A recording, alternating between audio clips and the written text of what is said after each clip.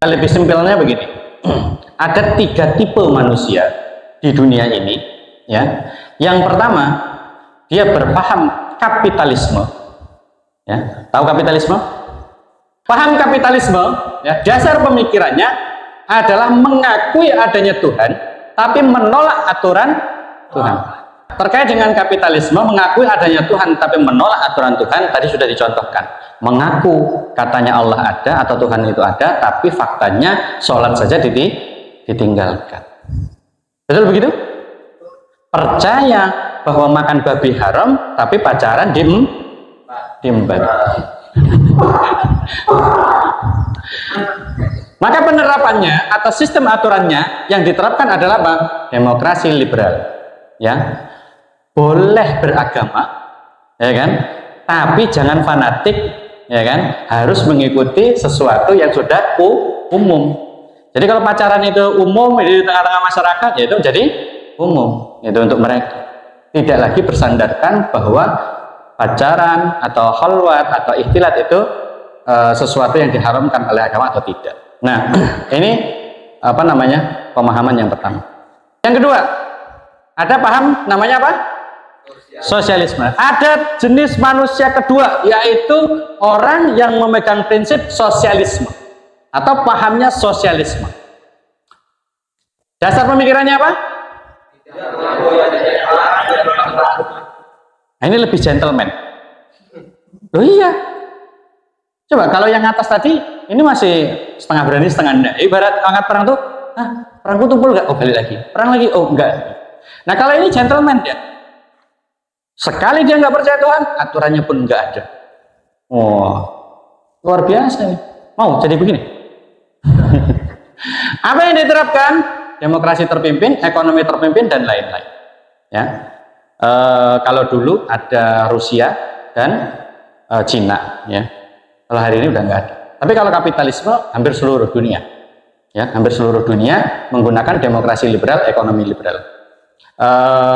Apa namanya? Swastanisasi sumber daya alam, swastanisasi pengelolaan sumber daya alam, bahkan eksploitasi terhadap manusia, banyaknya penindasan dan seterusnya, itu sering dilakukan.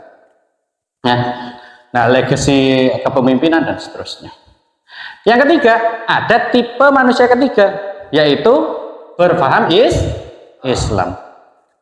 Dasar pemikirannya apa?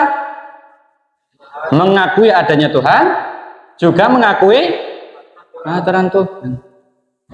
Gitu. Jadi kalau percaya bahwa Allah Subhanahu wa taala itu yang menciptakan manusia, ya kan? Yang menciptakan alam semesta ini, maka harusnya tidak ada pilihan lain bagi seorang muslim untuk tidak taat kepada aturan Islam. Contoh sekarang. Hari ini tahu riba? Apa riba? Ayo. Oke, apa riba? Oke. Ada penambahan atau mengambil penambahan. Ada lagi yang lain? Bunga. Siapa yang bilang bunga tadi? Bunga itu bukannya harum. Hah? Oh, bunga apa? Oke. Ada lagi? Ada lagi? Berkembang. Oh, jadi kalau hamil berkembang itu riba juga? Ada lagi? Ya, boleh. Oke, apa? Segala bentuk manfaat dari hutang piutang. Kullu qardin jaro manfaatan.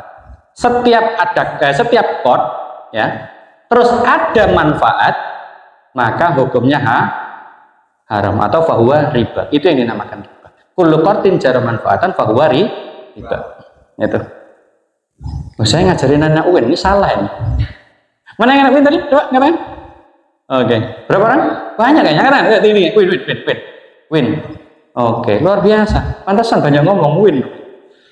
Unja mana Unja? Oh itu juga, lawannya itu nanti. Oke. Sedikit ya, namanya berbagi ilmu, tidak ada masalah. Tadi sudah kita bahas di depan ya. Siapkan kelas kosong, taruh di bawah dan seterusnya. Maka setiap setiap manfaat yang terdapat dari sebuah piutang atau hutang piutang, maka itu disebut riba. Gitu. Ini siapa nih yang depan ini? Namanya siapa? Siapa? Sanda. Sanda. Ini siapa? Bani. Oke, Mas Bani minjem ke sini. Kenal nggak? Kenal? Kenalan dulu. Oh ya. Minjem uang misalnya 10.000, ya kan? Ternyata, ya kan? Pulang dari sini, Mas Bani nggak bawa motor, beliau bawa motor, ya kan? Beliau minjem uang 10.000. Terus dia ngasih tumpangan, udahlah tak tumpangin, ayo. Tadi kan minjemnya duit. Itu namanya riba.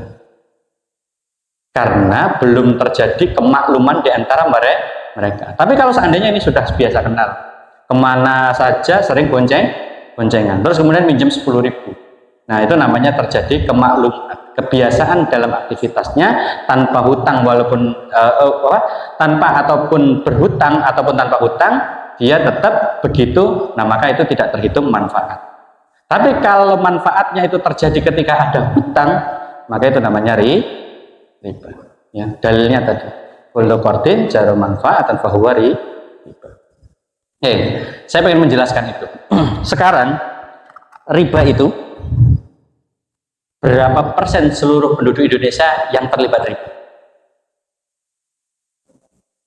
Banyak itu berapa kali? Ada yang mempersentasekan? Berapa?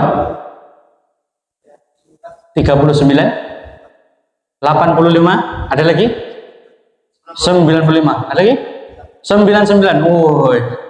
Ya. Jadi ini kata teman-teman yang terlibat riba, termasuk ex-bank dan seterusnya. Ex-bank itu maksudnya dia mantan petugas bank. Mengatakan di Indonesia itu 99% rata-rata terlibat riba. Gitu. Kalau boleh saya katakan 100% itu terlibat riba. Termasuk saya yang ada di depan. Apa itu? Bayar listrik. Bayar listrik, kalau telat bayar kena. Antum bayar pajak? Itu juga haram. Oke? Terus gitu. Nah, maka ya, ketika dia sudah tahu riba, tapi masih dijalankan. Nah, inilah orang-orang kapitalisme. Gitu. Nah, kalau dia mengaku Muslim dan dia Islam, harusnya dia tinggalkan itu. Gitu kan? Betul begitu? Berarti sekarang hampir mayoritas penduduk dunia kita kapitalisme juga.